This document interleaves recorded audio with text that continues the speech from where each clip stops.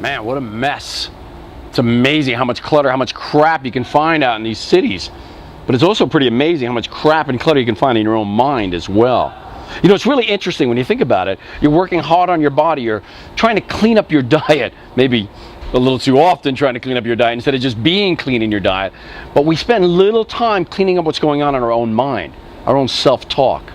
You know, your self-talk is one of the most important components in changing your state. And your state is a big component of your mindset. When you step into the gym, the mental state, the mindset that you take into that will determine the outcome.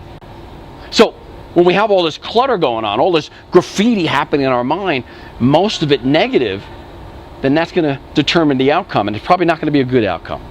So what we want to do is we want to start cleaning up the self-talk. You know, sometimes you're not going to make your goal. Sometimes you're not going to finish 10 repetitions with the 300-pound bench press. And instead of saying, God, I'm such an idiot, I'm such a fool, or maybe you dropped the ball in some area, instead of punishing yourself about it and creating all this negative self-talk around it, all this non-artistic graffiti going on in your mind, what you want to do is you want to turn that around.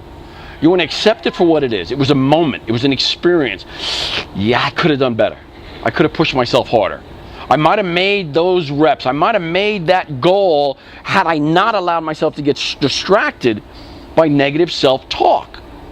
You know, there's lots of evidence showing that the word can't weakens us. In fact, if you go through muscle testing, the word can't versus the word can have a dramatic difference in terms of your actual physical strength.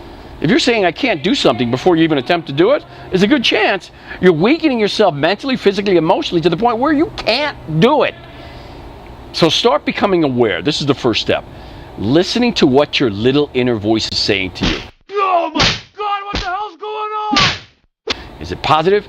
Is it negative? Is it limiting? Is it disempowering? This is critical in your mindset.